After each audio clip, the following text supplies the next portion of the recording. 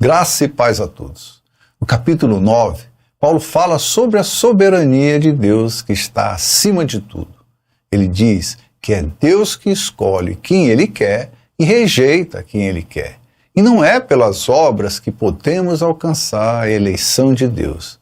E a única coisa que Deus leva em consideração é a nossa fé. Os israelitas acreditavam que alcançariam a justiça de Deus pelas obras da lei e acabaram fracassando. E os gentios que não tinham lei alcançaram pela fé em Jesus.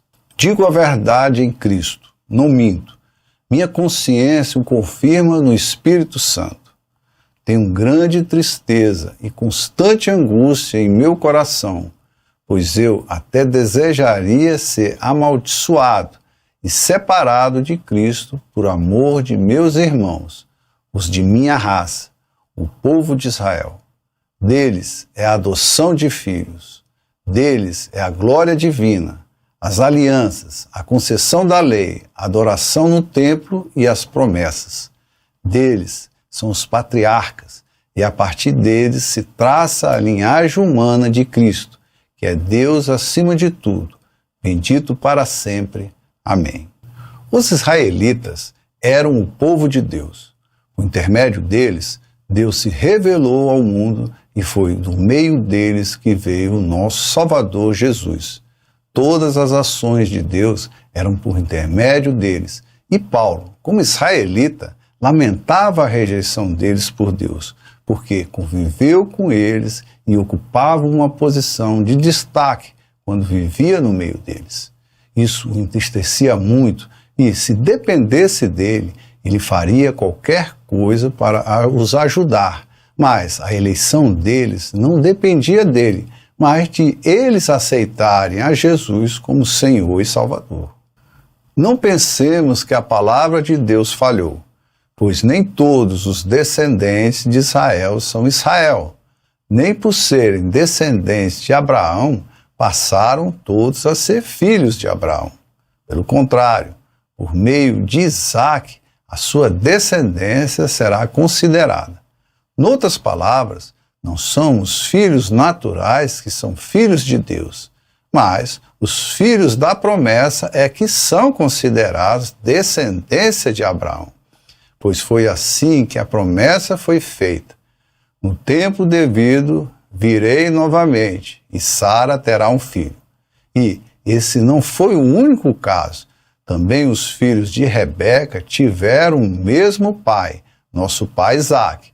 Todavia, antes que os gêmeos nascessem ou fizessem qualquer coisa boa ou má, a fim de que o propósito de Deus, conforme a eleição, permanecesse, não por obras, mas por aquele que chama, foi dito a ela: o mais velho servirá ao mais novo. Como está escrito: amei Jacó, mas rejeitei Esaú.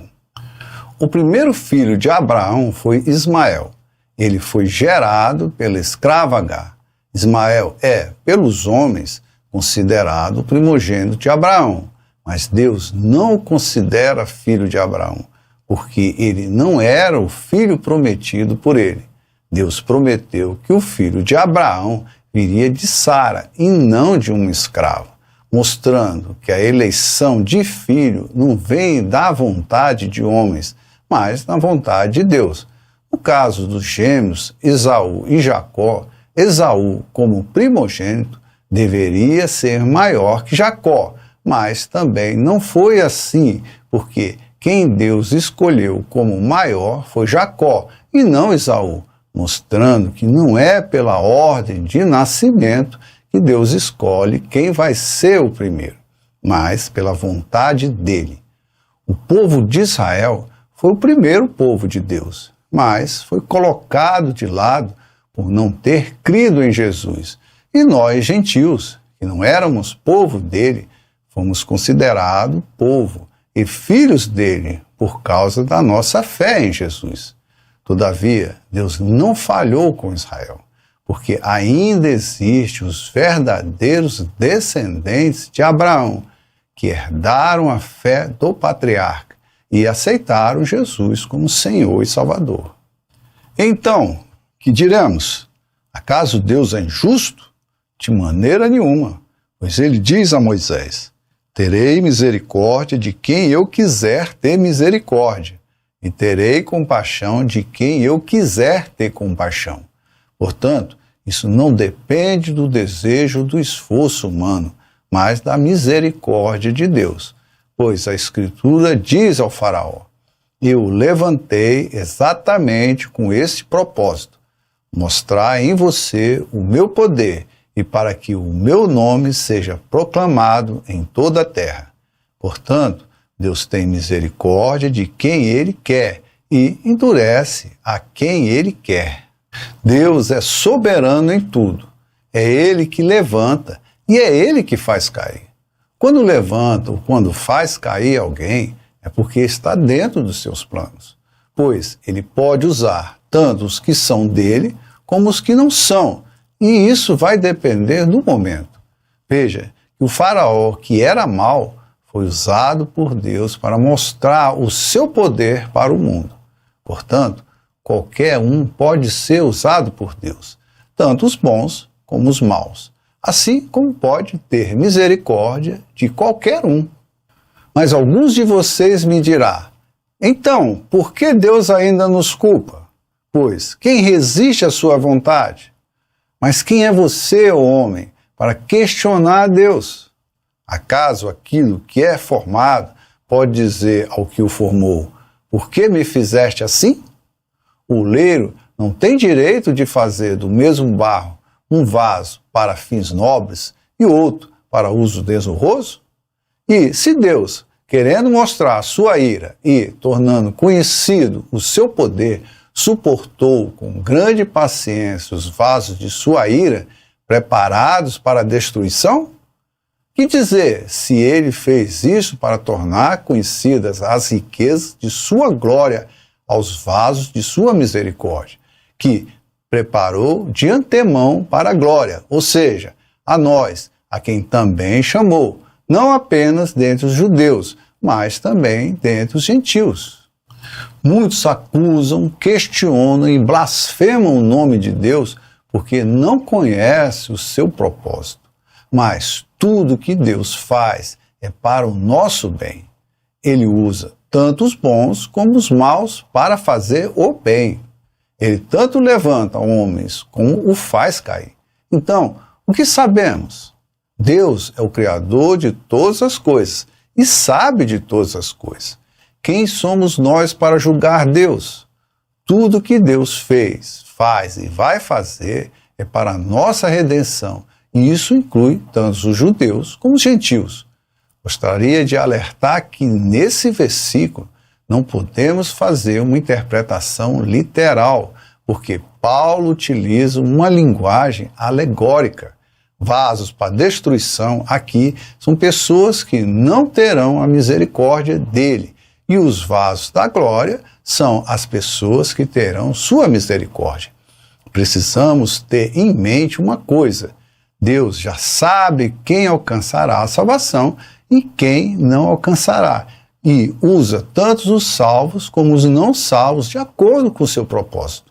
A salvação é para todos, mas tudo dependerá da escolha de cada um, e Deus não interfere nessa escolha.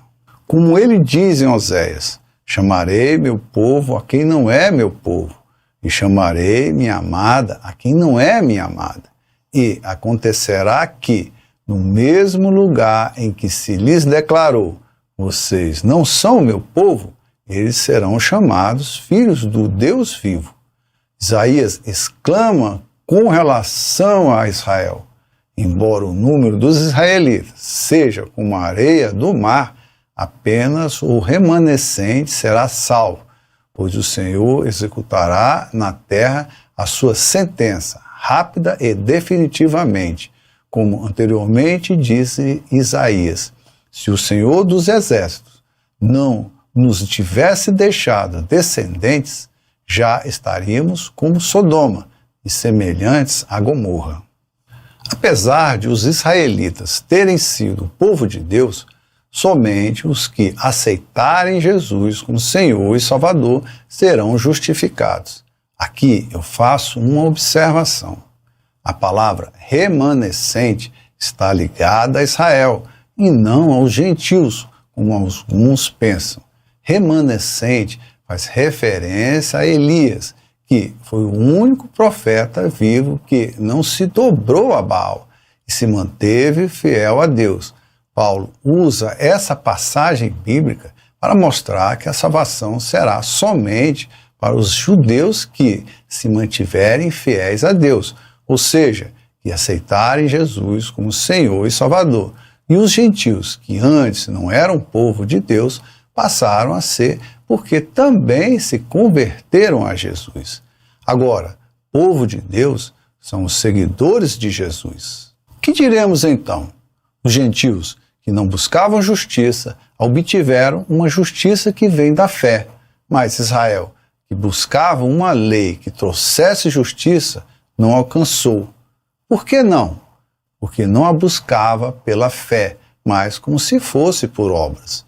Eles tropeçaram na pedra de tropeço, como está escrito: eis que ponho em Sião uma pedra de tropeço e uma rocha que faz cair, e aquele que nela confia jamais será envergonhado.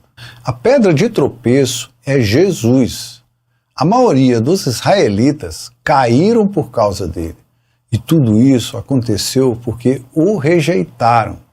Eles não creram que Jesus era o Messias que Deus tinha prometido. Eles esperavam um guerreiro forte que enfrentaria os romanos e os tiraria do jugo romano. Só que Jesus veio para os libertar da escravidão do pecado e não dos romanos. Eles também acreditavam que estavam sem culpa perante Deus porque cumpria a lei. Só que estavam enganados, pois só Jesus cumpriu a lei em sua totalidade. E, por isso, o seu sacrifício pôde ser aceito por Deus para a remissão dos nossos pecados. Logo, sem Jesus, ninguém alcançará a salvação, nem judeu, nem gentil. Então, chegamos ao fim de mais um capítulo. Se gostaram, compartilhe, dê seu like para outras pessoas verem. Seja um semeador da palavra de Deus. Deus abençoe a todos. Fique na paz do Senhor.